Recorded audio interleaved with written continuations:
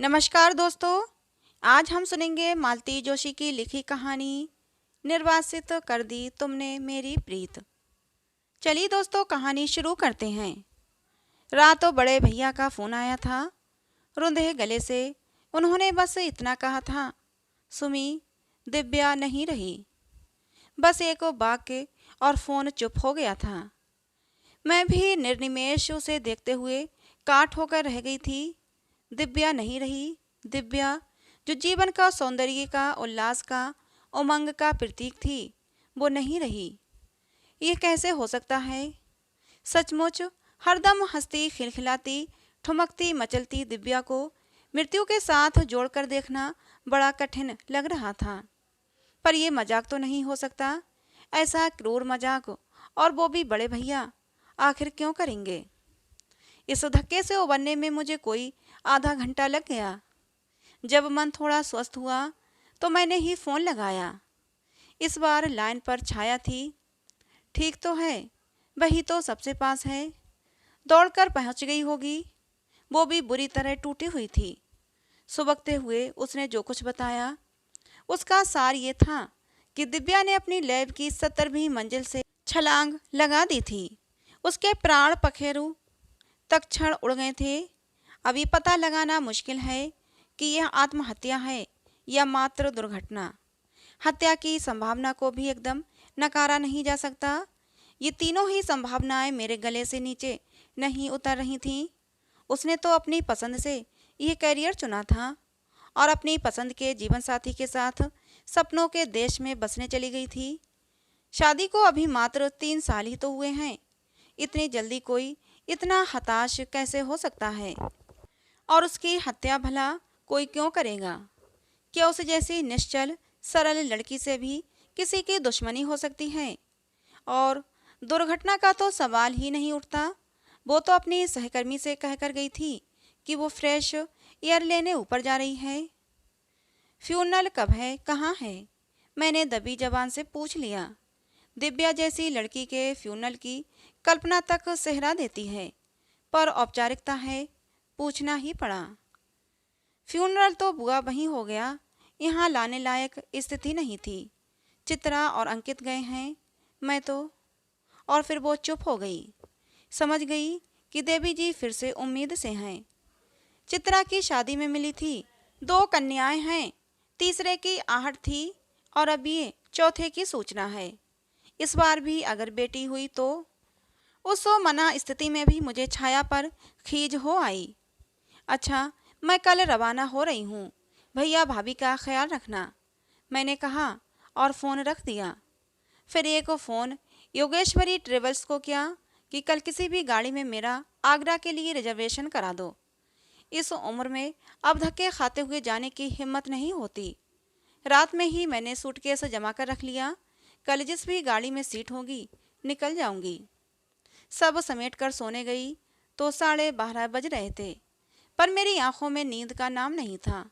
एक मन हुआ पम्मी को फ़ोन कर लूं, पर घड़ी देखकर अपने को रोक लिया। वैसे भैया ने वहाँ फ़ोन तो कर ही दिया होगा, वो भी मेरे आगे पीछे ही पहुँच जाएगी। मुंह से चाहे जैसा उल्टा सीधा बोलती रहे, पर ऐसे समय में सब कुछ भूलकर दौड़ी चली आएगी, मुझे विश्वास है। इस समय हम दोनों का वहाँ होना बेहद ज़रूरी है। भाभी रो रो कर बेहाल हुई जा रही होंगी। भैया को सांत्वना देने वाला कोई नहीं होगा। अम्मा के बाद उस घर से संबंध थोड़े औपचारिक हो गए थे। जब तक अम्मा थीं तब तक तो मैं हर छुट्टी में घर पहुंच जाती थी। इसीलिए लड़कियां भी मुझसे हिली हुई थीं। खासकर दिव्या के लिए तो मैं फ्रेंड से कम न थी। पर अम्मा के बाद सब कुछ बदल गया। अम्मा की 13वीं पर ही मैंने भाभी को किसी से कहते सुना था, अरे एक सास मर गई तो क्या हुआ, दूसरी तो अभी बैठी है। वे तो बेचारी खटिया से लगी थीं, पर ये तो खासम खास है। अभी पता नहीं कितने दिनों तक और राज करेगी। अपने स्नेह की ऐसी अवमानना देखकर मन खट्टा हो गया था। तब से मैंने घर जाना छोड़ दिया था। या तो पम्मी के यहाँ कुछ दिन चली जाती या फिर किसी यात्रा कंपनी के साथ भारत भ्रमण पर चली जाती। भैया के यहाँ तो बस लड़कियों की शादी या सगाई में ही जाना होता था। इसीलिए दिव्या की भी जो आखिरी छवि मेरे मन में अंकित थी वो नव वधू की ही थी। शादी के तुरंत बाद वो अमेरिका चली गई थी। उसके बाद शायद एक आध बार ही आई हो। रात भर दिव्या का चेहरा मेरी आंखों के सामने घूमता रहा। उसके कई रूप याद आते रहे। यूं तो तीसरी बेटी के जन्म पर घर में मातम छा जाता है, पर जब वो नर्स ने वो जापानी गुड़िया हाथों में थमाई थी तो क्षण भर को अम्मा भी अपनी हताशा भूल गई थीं। वह लड़की घर भर की आंखों का तारा थी, खिलौना थी। घर और बाहर उसने इतना प्यार बटोरा था कि पूंजी के सहारे वो 7 जन्म जी लेती। इसीलिए तो उसकी आत्महत्या की बात गले नहीं उतर रही थी। किसी तरह ठेल ठाल कर मैंने अपने को ट्रेन में चढ़ाया था। अम्मा के बाद से घर जाने का उत्साह ही खत्म हो गया था। फिर भी शादी ब्याह में जाते समय उत्साह न सही, एक उत्सुकता तो रहती ही है। पर इस बार तो ये सफ़र पहाड़ सा लग रहा था। वक्त तो काटने के लिए मैं पिछली यात्राओं को याद करना शुरू कर दिया। सबसे पहले छाया की शादी याद आई। मैं और पम्मी करीब करीब साथ ही पहुँचे थे। शादी में अभी 4-5 दिन बाकी थे, पर घर अभी से गोदाम बन गया था। पीछे वाला बरामदा तो बोरियों से अटा पड़ा था। कमरों में बिखरा हुआ सामान भी अपने लिए मुनासिब जगह तलाश कर रहा था। हमें लगा कि इस महासागर में अगर हमारी अटैचियाँ खो गईं तो ढूंढे नहीं मिलेंगी। नहा धोकर हम लोग सुस्ता ही रहे थे कि एक तोंदियल सा शख्स अंदर दाखिल हुआ। आंटी, आपकी लिस्ट के अनुसार सारा सामान भिजवा दिया था, मिला लिया था। बाकी सामान तो आ गया, पर शायद बासमती का कट्टा नहीं पहुंचा। आप क्या पंगत में बासमती परोसेंगी आंटी जी? गोल्डन सेला चलने दीजिए, आजकल सब जगह रिसेप्शन में यही तो चलता है।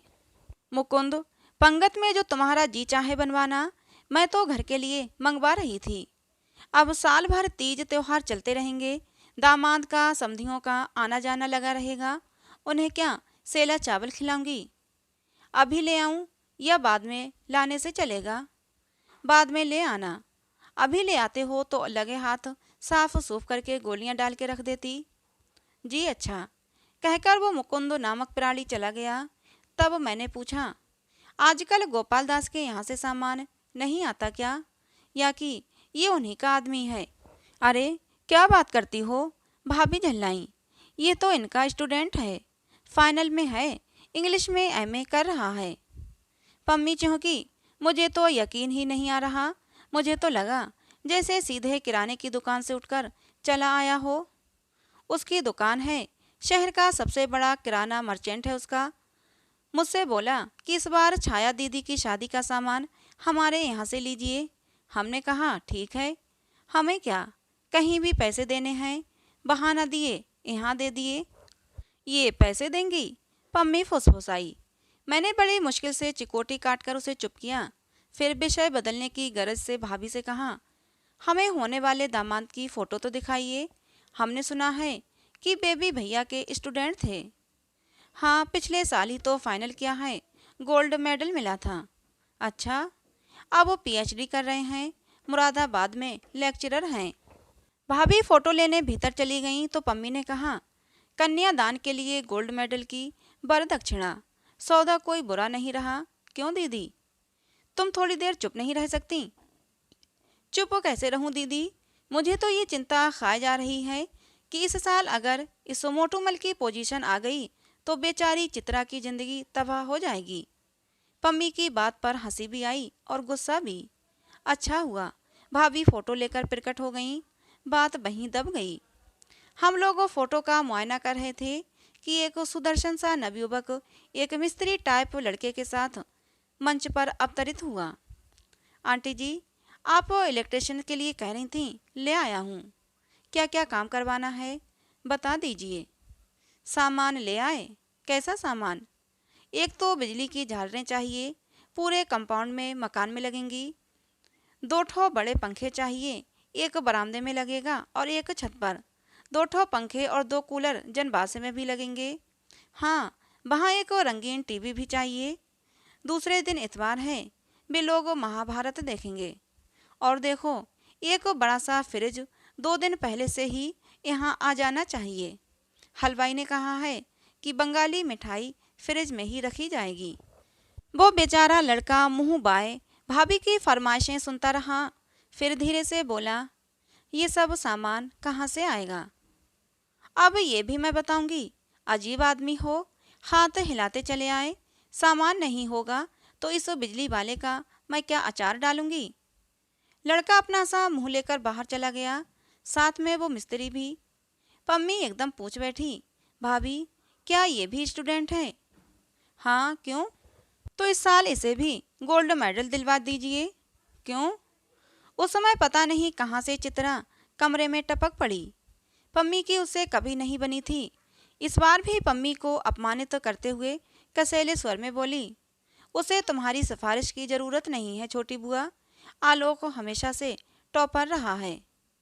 चित्रा शायद सेफ की चाबी लेने आई थी, लेकर चली गई, पर वातावरण को बड़ा असहज बना गई थी। मैंने वातावरण को थोड़ा हल्का बनाने की कोशिश करते हुए कहा था, दरअसल भाभी, लड़का इतना सुंदर है कि हमें लगा चित्रा के साथ उसकी जोड़ी खूब जमेगी। अरे सुंदर है तो क्या सिर पर बिठा लें? भाभी ने हिकारत से कहा, न जात का न बिरादरी का। वैसे भी चित्रा के लिए तो हम कोई डॉक्टर या इंजीनियर ही ढूंढेंगे। वो तो छाया का रंग थोड़ा दबा हुआ था, तो हमने सोचा कि चलो प्रोफेसर ही सही। हाँ सो तो है, प्रोफेसरों को तो कैसी भी बीवी चल जाती है। पम्मी किसी तरह बाज नहीं आ रही थी। मैंने उसे जबरदस्ती उठाते हुए कहा, चल थोड़ा लॉन में घूम लेते हैं। बैठे बैठे पांव अकड़ गए हैं, अब तो धूप भी कम हो गई है। बाहर आते ही मैंने उसे आड़े हाथों लिया। तुम्हारी जबान पर क्या कांटे उगाए हैं जो एक बात भी सीधी नहीं निकलती? कुछ भी कहने से पहले कम से कम मेरा तो ख्याल किया करो। तुम्हारे पास तो अपना घर परिवार है, पर मुझे तो रिटायर होकर यहीं इन्हीं लोगों के पास आना है। कोई ज़रूरी है मेरे यहाँ भी तो आ सकती हो। बहुत तो संकोच हो रहा हो तो अपना सारा जमा पूंजी मेरे छोटे के नाम कर देना, मैं बिल्कुल मना नहीं करूँगी। मैं कोई माकूल सा जवाब सोच ही रही थी कि उसने कहा, दीदी उधर फाटक पर देखो। मैंने देखा, आलोक नामक वो शख्स अपने स्कूटर पर अब भी बैठा हुआ सड़क ताक रहा था। कमाल है, इतनी लताड़ खाने के बाद भी जनाब अब भी जमे हुए हैं। गोल्ड मेडल का सवाल है दीदी, शायद मिस्त्री को भेजकर सामान मंगवाया होगा। पर इस बार पम्मी का अंदाजा गलत साबित हो गया था। बाद में पता चला कि बिजली का काम भी मोटूमल ने ही अंजाम दिया था, इस फिक्रे के साथ कि ये काम क्या उस घोंचू के बस का है। उस समय आलोक को मिस्त्री का नहीं किसी और का ही इंतजार था। एकाएक वो सतर्क होकर खड़ा हो गया। एक साइकिल सड़क से सरपट आती हुई फर से फाटक के भीतर दाखिल हुई और उसके साथ साथ आलोक भी। बहुत दिव्या थी, स्कूल से लौटी थी। आते ही दोनों में तकरार शुरू हो गई। यह वक्त है तुम्हारे घर लौटने का, घड़ी देखी है? ओफो, नाराज क्यों होते हो? एक्स्ट्रा क्लास थी आज फिजिक्स की। फेंको मत, जुलाई में कहीं एक्स्ट्रा क्लास लगती है? लगती हैं बाबा, हमारे यहाँ 10th और 12th के लिए वीक में 2 बार लगती हैं, उसने रुआसी आवाज में कहा।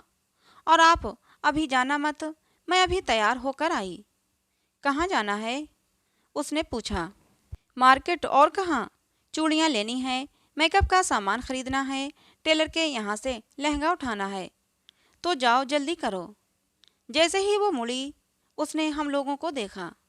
अरे आप लोग कब आई? आलोक, ये दोनों मेरी बुआ हैं, ये सुमी बुआ और ये पम्मी बुआ। उसने शालीनता से हाथ जोड़ लिए। दिव्या ने हमारे पाँव को हल्का सा स्पर्श किया और भीतर भाग गई। जाते हुए फिर एक बार आलोक को रोकने के लिए जता गई। ऐसा शायद पहली बार हुआ था कि उसने मेरा इतना औपचारिक अभिवादन किया हो, नहीं तो वो तो बस लिपट जाती थी, झूम जाती थी, मचल जाती थी कि अभी सूटकेस खोल कर दिखाइए कि हमारे लिए आप क्या लाई हैं। थोड़ा बुरा तो लगा, पर मैंने मन को समझा लिया कि दिव्या अब बड़ी हो गई है, बच्ची नहीं रही। और सचमुच जब वो तैयार होकर बाहर आई तो मानना पड़ा कि वो बड़ी हो गई है। स्कूल यूनिफॉर्म में गुड़िया सी दिखती दिव्या सलवार सूट में एकदम आकर्षक युवती लग रही थी। वह बाहर आई तो भाभी भी साथ थीं। दोनों में कुछ झकझक हो रही थी। मुझे देखते ही दिव्या बोली, अच्छा बुआ, फंक्शन में एक आध दिन लिपस्टिक लगाने में क्या कोई हर्ज है? मैं भाभी का मूड देखकर जवाब सोच ही रही थी कि भाभी बोल उठी, अरे जब एक आध बार ही लगानी है तो अलग से खरीदने की क्या जरूरत है? अजब तमाशा है, तीनों का सामान अलग आएगा। बड़ी तो खैर दुल्हन है, पर ये दोनों तो साझे में काम चला सकती हैं कि नहीं। एक हमारा जमाना था, घर में एक पाउडर का डिब्बा आता था, पूरा घर लगाता था। हमारा आपका जमाना बहुत पीछे छूट गया भाभी। हमारे यहाँ तो वो इकलौता पाउडर का डिब्बा भी बाबूजी से छुपा कर लाना पड़ता था, नहीं तो घर में महाभारत मच जाता था। तब तक आलोक और दिव्या फाटक तक पहुंच चुके थे। आलोक ने स्कूटर स्टार्ट किया और दिव्या उछलकर पीछे बैठ गई। उनके आंखों से ओझल होते ही पम्मी ने एक विशिष्ट भंगिमा से मेरी ओर देखा। मैं कुछ समझ पाती इससे पहले ही भाभी ने उसका मतलब भांप लिया था। तमक्कर बोली, पम्मी जी ज़्यादा चतुराई न झाड़ो। सुमी कुछ समझे न समझे, हम तुम्हारे इशारे खूब समझते हैं। बेटों वाली होना, इसीलिए तुम्हारी नाक ऊंची है। हमें तो पग पग पर इन लड़कों का मुंह जोहना पड़ता है। अब इस जमाने में क्या लड़कियों को अकेला भेजा जा सकता है? फिर तुम्हारे भैया तो हमेशा कहते रहते हैं कि तुम एक बेटे के लिए रोती रहती हो। तुम्हारे तो इतने बेटे हैं, इन्हें ही अपना समझो। कहते कहते उनका गला भराया था। अनजाने ही पम्मी ने उनकी दुखती रग छू दी थी। बड़ी मुश्किल से उन्हें शांत किया जा सका था। इसके बाद मैंने पम्मी से कसम ली थी कि जितने दिन रहेगी शराफत से रहेगी। एक बार भी बदतमीजी की तो मैं उसी दम भोपाल लौट जाऊंगी। इसके बाद पम्मी ने तो शराफत ओढ़ ली, पर मेरी ही नज़रें चोर बन गई थीं। जब भी दोनों साथ होते मैं अनचाहे उनकी ही गतिविधियां नोट करती रहती। उस घर में आलोक की कोई हैसियत हो न हो, दिव्या के लिए उसका शब्द आदेश था। हर काम में, हर बात में आलोक का सहयोग और सहमति आवश्यक थी। अल्पना के लिए आलोक का सर्टिफिकेट चाहिए, नहीं तो वो उसे मिटाकर दोबारा बनाएगी। मेहंदी का डिजाइन बेपसंद करेंगे। दिव्या के चेहरे पर कौन सी हेयर स्टाइल फवेगी, इसे भी वे ही तय करेंगे। कपड़ों का चुनाव तो उन्हीं को करना था। गरज यह है कि हर बात में उनकी मुहर का लगना जरूरी था। लेडीज संगीत वाले दिन की घटना याद आ जाती है।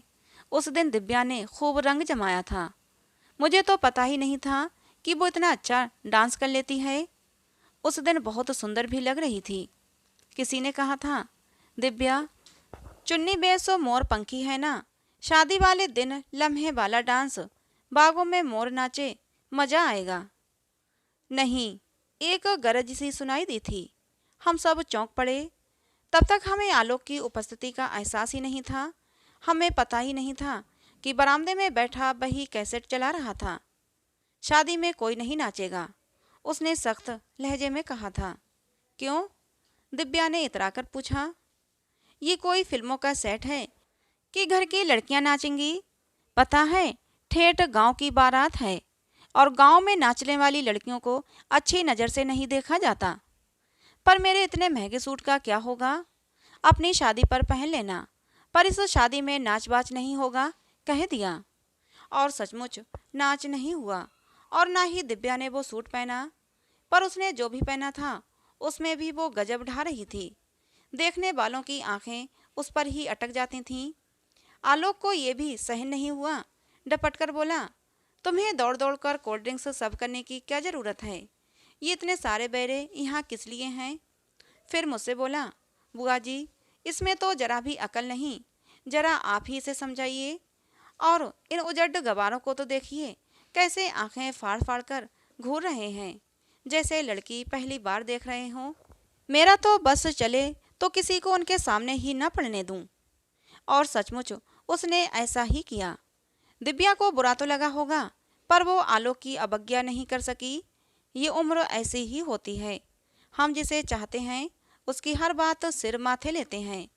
दिव्या उम्र के उसी मोड़ पर थी। आलोक उससे 4-5 साल बड़ा था। इसी नाते उसे हिदायतें भी दे रहा था, उसकी हिफाजत भी कर रहा था। मैं परेशान हो उठी थी। मैंने जिस सच को 4 दिन में पकड़ लिया था, क्या भैया भाभी उससे अनजान होंगे, या कि उनकी नज़रों में दिव्या अब भी बेबी ही थी, या ये कि फिर ये मेरा ही भ्रम था। चित्रा छाया से 3 साल छोटी थी। 3 साल बाद उसकी भी शादी का नंबर आ गया। एमएससी में टॉप करके चित्रा उन दिनों आसमान में उड़ रही थी। आईएएस बनने के ख्वाब देख रही थी। भैया ने अपनी लाडली के लिए आईएएस दूल्हा ही ढूंढ दिया। मैं और पम्मी तो छाया की शादी के ठाट देखकर ही दंग रह गए थे, पर चित्रा की शादी देखकर लगा कि वो ठाट बार तो कुछ भी नहीं था। इस बार घरातियों के लिए शानदार बंगला किराए पर लिया गया था। बारातियों का इंतजाम तो 3 स्टार होटल में था। दहेज का सामान देखकर तो आंखें चकाचौंध हो गईं। सब कुछ इम्पोर्टेंट था। 30 तोला सोना और चांदी के बर्तनों का पूरा सेट। साड़ी कोई भी 2000 से कम की नहीं होगी।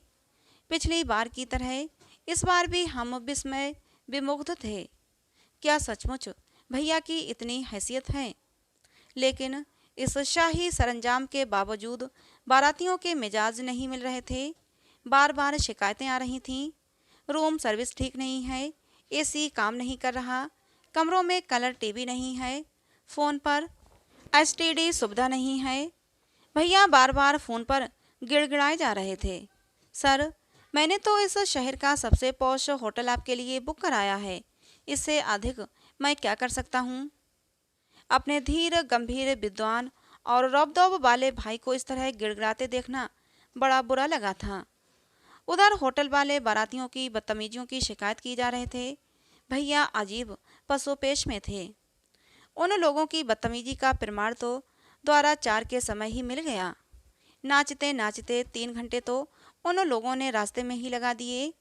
भैया के सारे गणमान्य अतिथि भाभी के हाथ में लिफाफा थमाकर बिना खाए पिए ही चले गए थे।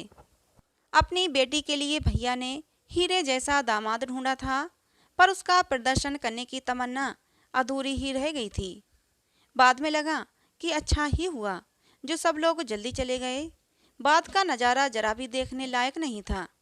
सब लोग, खासकर लड़के, नशे में धोते थे।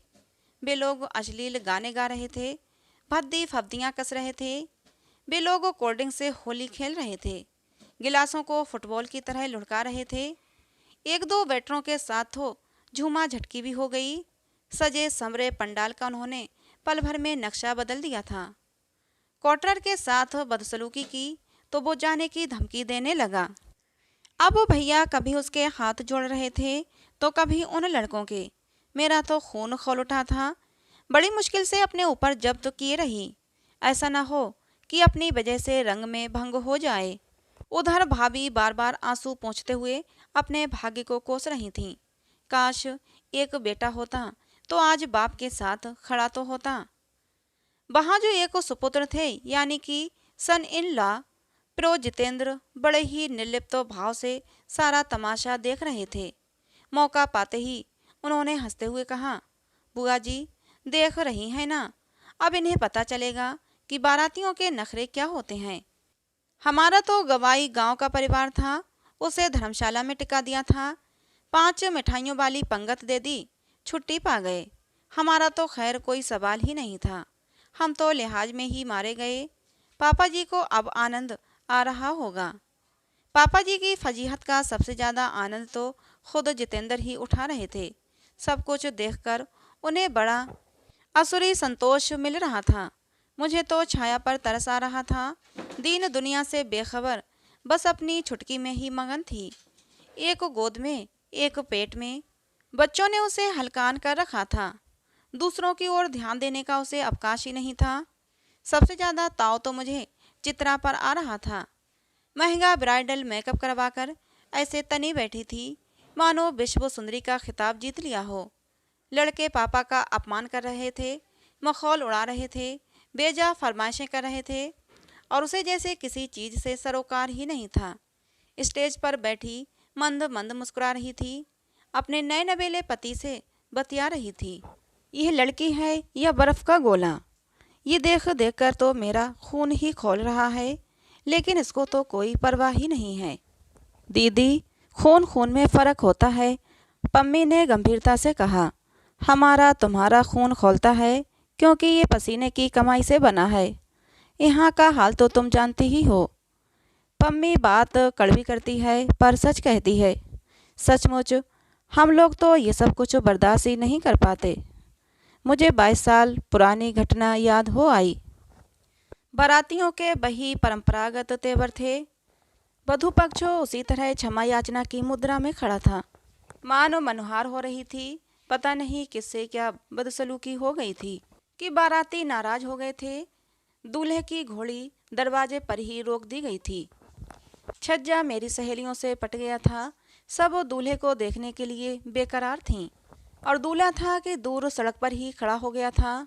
खुसर पुसर सुनकर मुझसे भी कमरे में ना बैठा गया। मैं भी अपनी बनारसी साड़ी समेटती हुई अपनी सखियों के पीछे आकर खड़ी हो गई। ऊपर से देखा तो पापा चचा सब लोग हाथ जोड़े हुए क्षमा याचना की मुद्रा में खड़े हुए थे और सामने वाले तनी हुई मुद्रा में खड़े थे। मेरा खून तो जैसे उबलने लगा, कनपटियाँ सुलगने लगीं। तभी सुना एक सरफिरा बिगड़ैल नौजवान बाबूजी से कह रहा था, ए मास्टर, अपनी औकात में रहो, ज़्यादा लपन झप्पन की ज़रूरत नहीं है। ये सुनना था कि मुझे तो जैसे आग ही लग गई। मैं दंदनाती हुई सीढ़ियाँ उतर आई और बीच मंडप पे आकर ऐलान कर दिया कि बाबूजी, इन लोगों को विदा कर दीजिए, ये शादी नहीं हो सकती। सब लोग एकदम सन्न हो गए। अम्मा तो बेहोश ही हो गईं। अब भैया भाभी चाचा सब मुझे समझाने में लग गए। बाबूजी ने भी कहा कि बेटा, ये कोई नई बात नहीं है, ये तो सब होता ही रहता है। हिंदुस्तान में हर बाराती अपने को राजा समझता है और बेटी का बाप निरीह और असहाय प्राणी होता है। उसे इन सब जिल्लतों से गुजरना ही पड़ता है। पर तू इतनी सी बात के लिए अपनी ज़िंदगी खराब मत कर। नहीं बाबूजी, ये इतनी सी बात नहीं है। ऐसे संस्कारहीन परिवार में मेरा गुजारा नहीं हो सकता। ऐसे तो मैं कुंवारी ही भली हूँ। लिहाजा बारात बेरंग लौटा दी गई। हिंदुस्तान में जिस बेटी के घर से बारात लौट जाती है, उस बेटी की शादी आसानी से नहीं हो पाती। मेरी भी नहीं हो पाई थी। बाबूजी को पूरी उम्र इस बात का मलाल रहा। भैया भाभी ने तो ये कहकर पल्ला झाड़ लिया कि अब हम पम्मी की शादी का जोखिम नहीं लेंगे, बेकार में जगहंसाई होती है। पम्मी ने भी किसी को जहमत नहीं दी। उसने खुद ही अपना पति चुन लिया। घर वालों को बाद में सूचना दे दी। उसे गर्व है कि ना तो उसके लिए किसी ने जूते चटकाए और ना ही किसी के हाथ जोड़े। पिछली पीढ़ी की लड़कियां थीं हम, फिर भी इतना साहस कर सकीं। हम सबके बीच दिव्या ही एक ऐसी थी जो छाया की तरह अपने पापा के साथ लगी हुई थी। लड़के उसे देखकर बहक रहे थे, लेकिन वो अपना संयम बनाए हुए थी। उत्तेजना से कई बार उसका चेहरा लाल हो जाता था, माथे की रगें तन जाती थीं, लेकिन उसने अपनी गरिमा बनाए रखी, जिससे कि अभद्रता अपने आप ही लज्जित होती रही। उसे चिंता थी तो अपने पापा की बीपी की, इसलिए बस वो उन्हें तनाव मुक्त रखने की हर मुमकिन कोशिश कर रही थी। सच, वो इन 2-3 सालों में ही कितनी परिपक्व हो गई थी। मुझे अनायास ही आलोक की याद हो आई। अगर वो होता तो क्या वो इसको इन भेड़ियों के बीच में जाने देता? अगर वो होता तो जितेंद्र की तरह खड़ा खड़ा तमाशा नहीं देखता। अगर वो होता तो एक अंगरक्षक की तरह, एक ढाल की तरह दिव्या के साथ होता और उसका साथ होना ही लोगों पर रौब डालने के लिए काफ़ी था। जब बिना किसी दुर्घटना के खाना पीना समाप्त हो गया तो सबने चैन की सांस ली। थोड़ी फुर्सत मिली तो मैंने दिव्या से पूछा, तुम्हारे आलोकदा नजर नहीं आ रहे? वो तो कब के पास होकर चले गए। तुमने निमंत्रण नहीं दिया। पापा के इतने सारे स्टूडेंट हैं, किस किसको निमंत्रण देंगे? फिर आलोकदा का हमारे पास नंबर भी नहीं है। कभी उन्होंने हमसे कांटेक्ट करने की कोशिश भी नहीं की।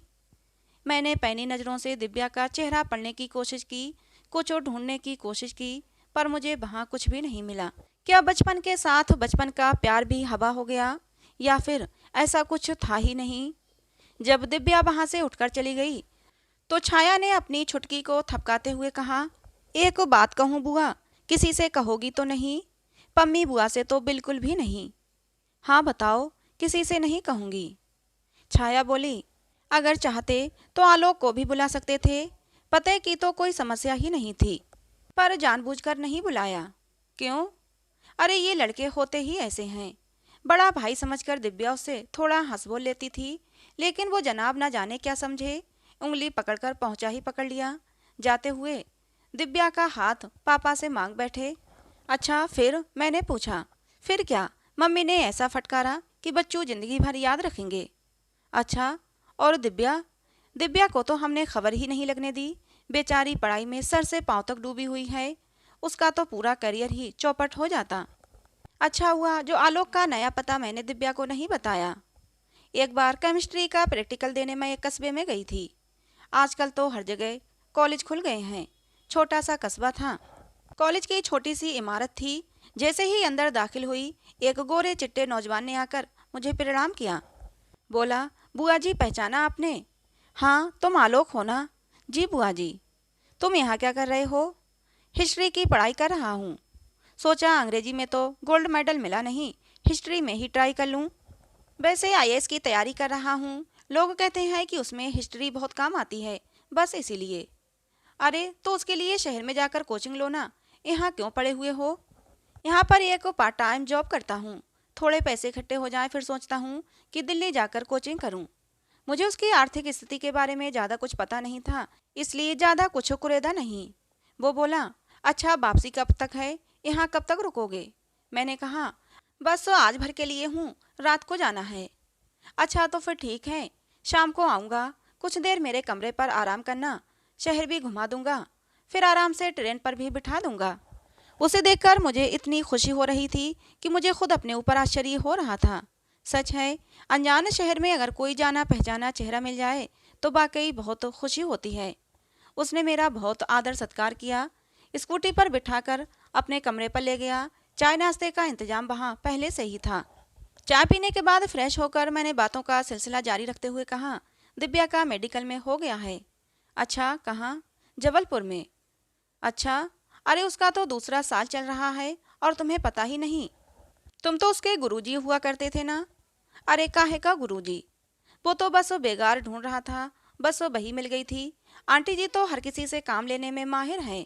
मैंने बीएससी किया हुआ था और इसीलिए दिव्या की कोचिंग मेरे गले पड़ गई थी।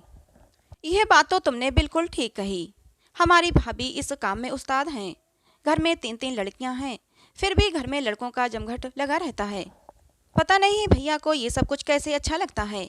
एक जमाने में वो बड़ा स्ट्रिक्ट हुआ करते थे, हम लोगों का उनके दोस्तों के सामने जाना भी मना था। अगर पानी की ट्रे भी देना होती थी तो कमरे के अंदर से ही दरवाजे के बाहर हाथ निकाल कर दे देते थे। आलोक बोला, सर को तो आज भी ये सब कुछ अच्छा नहीं लगता। वो आंटी को मना भी करते हैं कि बच्चों को पढ़ाई करने दो, पर आंटी कम मानती हैं, कहती हैं कि कुछ काम लड़कियों के नहीं होते करने के, इसलिए लड़कों से ही करवाना पड़ते हैं। हाँ, भाभी के पास बस यही तो एक हथियार है और इसी का इस्तेमाल करके वो भैया को चुप करा देती हैं। अरे आपके भैया इतने भी मासूम नहीं हैं। गुरु निंदा नहीं करनी चाहिए, पाप लगता है, पर सर भी कुछ कम नहीं है, आंटी के कंधे पर रखकर बंदूक चलाते हैं। मतलब? मैंने पूछा। आंटी केवल काम ही नहीं करवाती बल्कि घर का सामान भी मंगवाती रहती हैं। सर को ये तो दिखता ही होगा कि घर में ये जो सामान आ रहा है ये आमदनी के अनुकूल नहीं है, कुछ ज़्यादा ही सामान घर में आ रहा है, लेकिन फिर भी वो चुप रहते हैं और इसका साफ मतलब है कि इस मामले में उनकी मुंह को सहमति है। मैं चुपचाप चाय पीती रही, जवाब में कहती भी क्या। वो फिर बोला, आपसे ये सब कहना अच्छा तो नहीं लग रहा है, लेकिन जब बात छिड़ी है तो कहना ही पड़ रहा है। मुझे गोल्ड मेडल नहीं मिला, ये कोई बात नहीं, इसका दुख नहीं, किसी और को मिलता तो शायद ठीक भी रहता, लेकिन वो बनिए का लड़का मुकुंद बाजी मार ले गया और इसके बदले मुकुंद ने घर का आटा साल भर पिसवाया, गाड़ियां धोई, घर के सारे काम धंधे करे। छाया दीदी की शादी का इंतजाम तो उसके ही कंधों पर था और ऐसे ही जितेंद्र के साथ भी सर ने यही सब कुछ किया था। मेरी ना तो इतनी हैसियत थी और ना ही मुझे ये सब कुछ गवारा था। मुकुंद को उन्होंने खुद अपने हाथों से पेपर बना के दिए थे, मैंने खुद अपनी आंखों से देखा था और यहीं पर मैं मात खा गया था। लोग कहते हैं कि शिष्यों को अपने गुरु पर शक नहीं करना चाहिए, उनकी निंदा नहीं करनी चाहिए, लेकिन आप ही बताइए कि ऐसे गुरुओं के साथ क्या किया जाए। आलोक बहुत ही हताश लग रहा था। मैंने उसकी पीठ थपथपाकर कहा, उदास मत हो आलोक, तुम तो बहुत ही जहीन लड़के हो। ये मुकुंद हर जगह तुम्हारा रास्ता नहीं रोक पाएगा। देखना, एक दिन तुम उससे कहीं आगे निकल जाओगे। अब पता चला कि आलोक कितना शालीन था। उसने सिर्फ अपने गोल्ड मेडल की बात की थी। दिव्या का दर्द वो साफ छुपा गया था। दिव्या की शादी का समाचार भी फोन पर ही मिला था। मैं शादी से एक दिन पहले पहुंची थी, लेकिन फिर भी कोई चहल पहल नहीं थी। बस घर के ही लोग थे। पता चला कि बाराती भी बस 10-5 ही होंगे। वो सुबह की फ्लाइट से यहाँ पहुंचेंगे। घर में चाय नाश्ता करने के बाद वे लोग मंदिर चले जाएंगे। वहाँ जरूरी रस्में होंगे। लौटते वक्त एक होटल में शानदार खाना होगा और फिर वो लोग दिव्या को लेकर यहाँ से फ्लाइट से निकल लेंगे अमेरिका के लिए। मैंने भैया से कहा, ये क्या बात हुई भैया, घर की आखिरी लड़की की शादी है, कुछ तो धूमधाम हो। शाम को एक छोटा सा रिसेप्शन ही दे देते। अपनी लाडली से पूछो, वो इसी शर्त पर तो राजी हुई है। वो तो रजिस्टर्ड मैरिज पर ही अड़ी हुई थी, पर हमने कहा कि सादगी से ही सही, पर कुछ तो संस्कार होने चाहिए, तब कहीं जाकर वो मानी है। भैया बोले। तभी दिव्या बोली कि इस घर में 2-2 हंगामे तो हो ही चुके हैं। अब तीसरे हंगामे को झेलने की ना ही ताकत है और ना ही हिम्मत। न पापा फिजिकली तैयार हैं और ना ही फाइनेंशियली। रिटायरमेंट के बाद तो विद्यार्थियों का भी आना जाना कम हो गया है। फिर ये सारा काम धाम कौन समेटता। मंडप पे बैठने के बाद तो कोई पानी पूछने वाला भी नहीं रहेगा। और जब वो लड़के वालों को ही कोई ऐतराज नहीं है तो फिर हमें क्या ऐतराज हो सकता है। दिव्या ने बात खत्म की। मैं बोली, अच्छा ये बताओ, भाभी कह रही थी कि तुमने गहने कपड़े सब लेने से इनकार कर दिया है, ऐसा क्यों? अच्छा ये बताओ बुआ, इनके पास मुझे देने को कुछ है भी? 2-2 शादियों ने इन्हें बिल्कुल निचोड़ दिया है। अगर ये मुझे कुछ दे भी देते हैं तो वो मेरे साथ हो जाने से रहा सास के लॉकर में ही पड़ा रहेगा। फंड की रकम इनकी जेब में कुलबुला रही है। अगर ये वो सब मुझ पर खर्च भी कर देंगे तो बाकी की जिंदगी इनकी कैसे कटेगी। अच्छा, उन लोगों ने कुछ मांग नहीं की? नहीं, बस मेरा एयरफेयर मांगा है। मैं तो इसके लिए भी राजी नहीं थी, पर पापा ने कहा कि कम से कम मुझे लड़की विदा करने का श्रेय तो लेने दो। मैं हैरान थी कि ये नन्ही सी गुड़िया कितनी समझदार हो गई है। इसे अपने माता पिता की कितनी फिक्र है। भैया के 3 बच्चों में यही लड़की सुहाद्र और बहुत ही समझदार थी। कैसे अपने माता पिता का ध्यान रख रही थी। खुशी की बात तो ये थी कि लड़का भी बड़ा हंसमुख था। 6 साल से बाहर था, लेकिन फिर भी अपनी संस्कृति को भूला नहीं था। दिव्या के ससुराल वाले भी बड़ा सौम्य और सज्जन लगे थे, वरना यूं ही कोई अपने ग्रीन होल्ड कार्ड बेटे को क्या कोई ऐसे ही ब्याह देता है। अपनी बर्थ पर लेटे लेटे मैं दिव्या के शौहर यानी कि अविनाश के बारे में सोच रही थी। देखने में तो बहुत ही सौम्य और सज्जन लग रहा था, लेकिन जो 6 साल तक अकेला अमेरिका जैसे देश में रहा हो, उसके बारे में क्या कहा जा सकता है। हो सकता है उसका वहाँ कोई अफेयर हो और माँ बाप की मर्जी की वजह से ये शादी की हो, लेकिन उसके माँ बाप इतने दकियानुसी तो नहीं लग रहे थे और ना ही दिव्या इतनी दब्बू थी कि उसकी ये ज्यादती सह जाती। वो तो उल्टे पाँव वापस आ जाती। इन 3 सालों में मुझे दिव्या का एक ही पत्र मिला था और उसमें उसने अपनी ज़िंदगी के बारे में लिखा था कि वो अपनी ज़िंदगी से और अपने काम से बहुत तो खुश है। वो किसी बीमारी के बारे में सर्च कर रही थी। उसने अपने लैब के बारे में लिखा था, अपने काम करने वाले साथियों के बारे में लिखा था। उसने अपने पत्र में विस्तार से लिखा था कि बुआ, अगर हमें यहाँ अपने घर में ही ये सब कुछ मिलने लगे तो कोई क्यों अपनी जड़ों से कटकर इतनी दूर जाए। वो तो शादी के टाइम भी जब वो माँ पापा को अपने छोड़कर जा रही थी तब भी बहुत ज़्यादा दुखी थी। कह रही थी कि अगर मेरा बस चले तो मम्मी पापा को छोड़कर कभी भी न जाऊं। तब मैंने ही उसे समझाया था कि पागल, शादी के बाद रुकता ही कौन है, चाहे लड़का हो या लड़की, शादी के बाद सब दूर ही भाग जाते हैं। फिर आजकल तो टेलीफोन है, हवाई जहाज हैं, जमाना इतना आगे बढ़ गया है कि दूरियां सिमट कर रह गई हैं। घर आज भी मेहमानों से भरा हुआ था, पर आज वो उत्साह नहीं था, वो चहल पहल नहीं थी। पूरे वातावरण में एक उदासी सी छाई हुई थी। भैया एकदम टूट गए थे। भाभी का रो रो कर बुरा हाल था, उन्हें अपनी ही सुधि न थी। वो भैया का ध्यान कहाँ से रखती। घर में भाभी के मायके वालों का ही झंझट था। वो भाभी को हर वक्त घेरे रहती। भैया के लिए किसी के पास टाइम नहीं था। छाया भी अपने बच्चों में लगी रहती। भैया एकदम अकेले पड़ गए थे। मेरे जाने के बाद उन्हें थोड़ी राहत हुई थी। मातम पुरसी वालों का तांता लगा हुआ था। उनसे मिलने का भार फिर मैंने अपने ऊपर ले लिया। मातमपुरसी में आए लोग सहानुभूति कम करते, लेकिन उनमें उत्सुकता ज़्यादा थी। वो बस सवालों की झड़ी लगा देते, क्या हुआ, कैसे हुआ, क्यों हुआ। लेकिन अफसोस कि इन सारे सवालों का जवाब हमारे पास नहीं था। हमें तो बस चित्रा और अंकित का ही इंतजार था। वहां पहुंचने पर उन्होंने सिर्फ एक बार ही फ़ोन किया था कि वहां आने पर ही सारी बातें होंगी। जब मुझे थोड़ा टाइम मिला तो मैंने भैया से पूछा कि दिव्या के ससुराल से कोई नहीं आया। भैया ने कहा, नहीं। क्यों? अगर ये हादसा अविनाश के साथ होता तो क्या आप नहीं जाते? भला ऐसी भी क्या नाराजगी? छाया बता रही थी कि उन्होंने तो फ़ोन भी नहीं किया। ऐसी भी भला क्या नाराजगी? नाराजगी तो है, भैया बोले। क्यों, कैसी नाराजगी? भैया ने इधर उधर देखा, फिर बोले, चल ऊपर छत पर चलते हैं, वहाँ खुली हवा में बैठेंगे, यहाँ तो दम घुटता है। ऊपर जाते टाइम मैंने भैया से कहा कि भैया आपको तो सीढ़ियाँ चढ़ना मना है। भैया बोले, कुछ नहीं होता, जब इतना बड़ा घाव सह गया तो ये एक दो बार सीढ़ियाँ चढ़ने से क्या होगा। हम ऊपर चले आए। मैं समझ गई कि भैया मुझसे कुछ कहना चाहते हैं, इसलिए मैंने कुछ और ज़्यादा नहीं बोला। हम ऊपर जाकर कुर्सियों पर बैठ गए। भैया ने बात शुरू की कि ये बात मैंने तुम्हारी भाभी को भी नहीं बताई है और शायद किसी को भी नहीं बताता, लेकिन अब मुझे लगता है कि अगर ये बात मैंने बहुत देर तक छिपाई तो मेरा सीना फट जाएगा। कौन सी बात भैया? यही कि एक दिन दिव्या के ससुराल से फ़ोन आया था। कह रहे थे कि अविनाश आना चाहता है और अपना नर्सिंग होम यहीं खोलना चाहता है। हमारे पास तो अब कुछ नहीं है, जो कुछ जमा पूंजी थी वो अभिलाष को दे दी है। अभिलाष कौन? उनका बड़ा बेटा।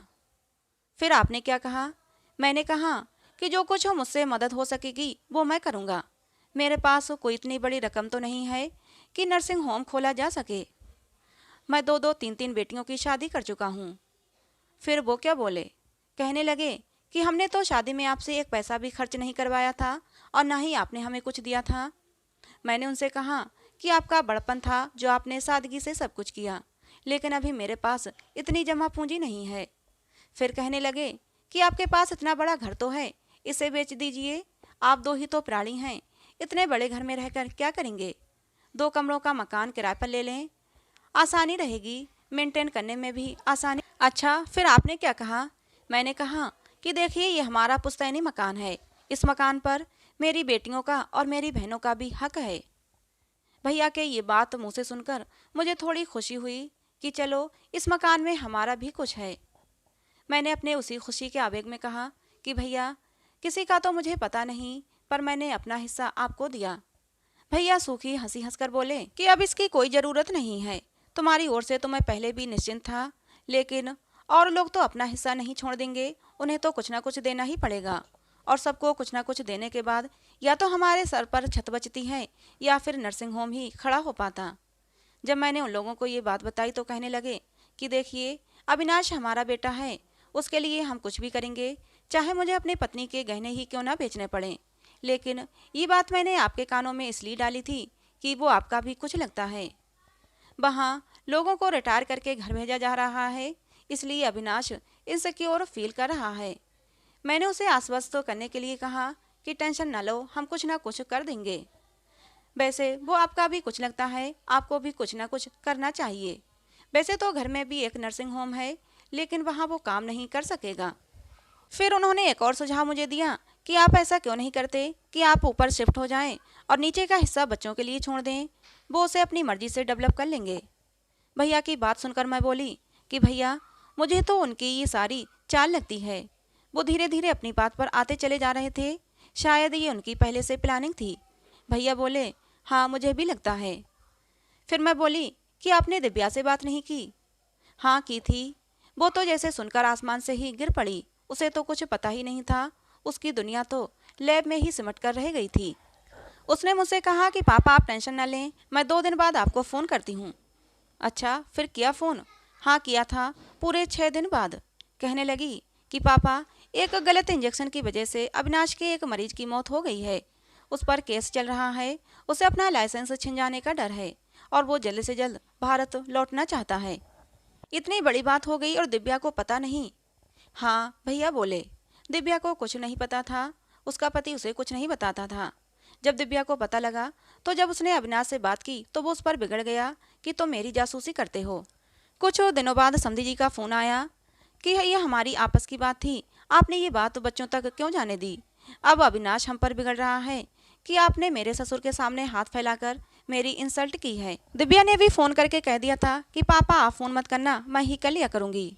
वो बहुत ज़्यादा डल हो गई थी, बहुत ज़्यादा उदास रहने लगी थी। उसकी आवाज़ की वो खनक कहीं गायब हो गई थी। अब तो चित्रा और अंकित आएंगे तभी पता लगेगा कि क्या हुआ था। मैं बोली। भैया कहने लगे, क्या पता लगाना है? मेरी अंतरात्मा कह रही है कि उसने आत्महत्या की है।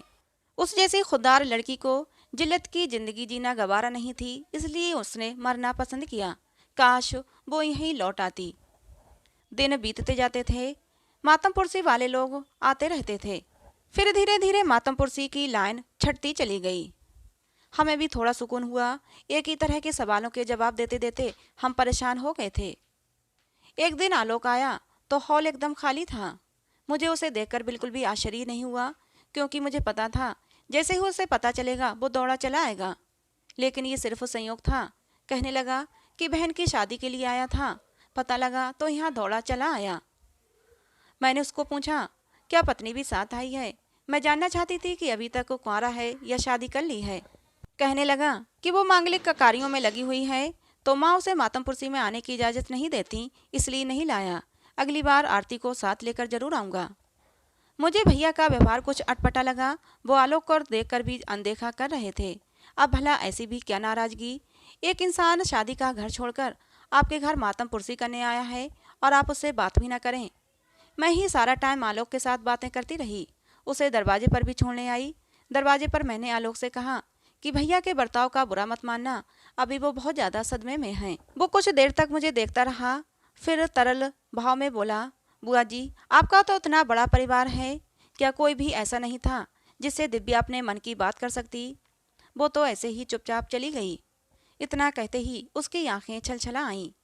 उस दिन जब आलोक से मेरी मुलाकात हुई थी तब वो दिव्या के साथ अपने भावों को छुपा गया था, लेकिन आज इस दर्द को छिपाने का उसने बिल्कुल भी प्रयास नहीं किया। उसकी आंखों से आंसू बह रहे थे। मैं बहुत ज़्यादा अंदर से उदास हो गई थी। उसको विदा करके जब मैं अंदर आई तब देखा भैया अपनी छाती पर दोनों हाथ रखे निस्पंद से बैठे थे। मैं तो उन्हें देखकर एकदम ही डर गई। मैंने पूछा, क्या हुआ भैया? भैया बोले, कुछ नहीं। इस लड़के को देखकर छाती में दर्द का एक बगुला सा उठा था, बस उसी को दबा रहा था। काश उस दिन इस लड़के की बात रख ली होती तो ये दिव्या को देवी की तरह पूजता। आज दिव्या हमारे साथ होती। अजनबी शहर में दिव्या यूं छटपटाकर अपनी जान न देती। लेकिन तुम्हारी भाभी ने उस दिन इसकी बात न मानी। मैं चुपचाप खड़ी रही, मौन सी चुपचाप खड़ी रही। जवाब देने के लिए कुछ भी नहीं था। तो दोस्तों अभी आप सुन रहे थे मालती जोशी की लिखी कहानी निर्वासित कर दी तुमने मेरी प्रीत। कहानी कैसी लगी जरूर बताना। जाते जाते कहानी को एक लाइक और चैनल को सब्सक्राइब जरूर कर लेना।